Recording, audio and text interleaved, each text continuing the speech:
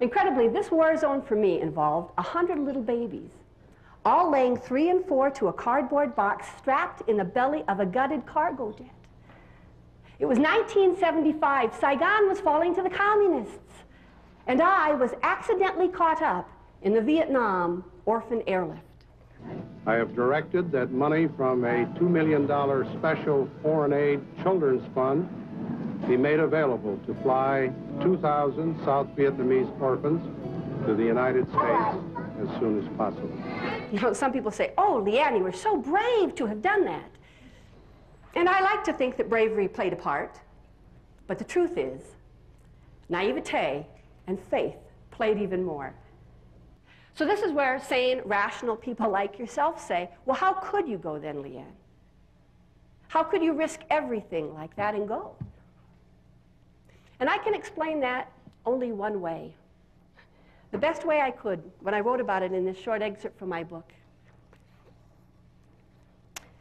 It was Easter Sunday, the day before we were to leave, and I went to church with my family as usual. But as the service ended, I found myself in turmoil, more uncertain than ever about what to do. Mark must have read my unspoken need. He said he'd take the girls downstairs for donuts. And I knelt alone in the empty sanctuary, trembling, fighting back tears. Why does it seem like you're asking me to do this, God? Please give me a sign now. It's okay not to go. Slowly, this unexplainable, warm feeling of courage and well-being filled me, and my tears began to subside. My breathing slowed to a deeper, calmer pace. My shoulders and chest relaxed as this unexplainable feeling filled me. I knew then I was going to be okay. Everything was going as planned. I was meant to go to Vietnam. He would take care of me. And I made my way safely through customs. And that's when I was greeted by Sherry, the overseas director that I'd met in Denver the month before. And that's when she said, have you heard the news?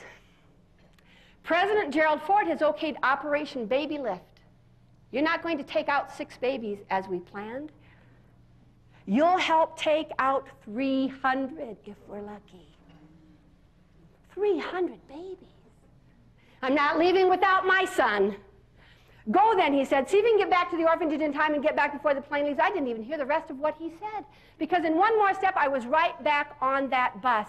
And the same driver that had brought us so carefully and slowly to the airport now just drove madly through these overcrowded, chaotic streets. He dropped me at the end of that long, narrow road, and I jumped off with one step, and I just started to run with all my might. I ran, and I ran, and I ran until my breath was gone, and my legs ached, and my sideburns. I just kept running. My sandal strap broke, and I grabbed it without breaking stride, and I pressed on harder still and cried out, God, please. Please help me run harder so I can get my boy so we can both go home. I finally saw the gates of the orphanage center, and I ran to them, through them, up the steps, into the orphanage. I saw Sherry, and I just gasped, there's only one more plane, and I've got to get Mitch. We've got to get back. And she said, no, LeAnn, it's okay. It's okay. I've been on the phone to the government and to the airport. They're holding the plane. You and I are going to gather the other 50 babies, and they're all going home together. Now, there's a third part of our lives we have to keep in balance besides the physical and the mental, and that is our spiritual selves. Now, statistics show that about 95% of Americans believe in God. So I trust that this audience reflects that same ratio. Therefore, I call upon those of you to be in touch with the God you believe in every single day. We can't just do this stuff on weekends. We need to take time every day.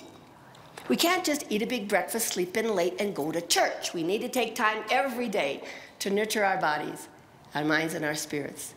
How are you going to find 15 minutes a day for prayer, meditation, or reflection, or a way to be in touch with the God that you believe in? Because, friends, I truly believe we cannot do all the caring that we do in our world and make the difference we are making in the world without a spiritual balance to our lives. And one way that I try to make decisions is based on this: to do the right thing, to make the absolute right decision today, trusting that when you do, God will take care of the rest. The right decision. Now this is really simple. It's just not easy. The right, deep down in your soul, that deep inner voice that you're listening to in your quiet time, in your prayer time, that's the divine guidance in your life, friends. And we can't hear it in the chaos. We have to be still and listen and make the right decision today, trusting that when we do, God takes care of the rest.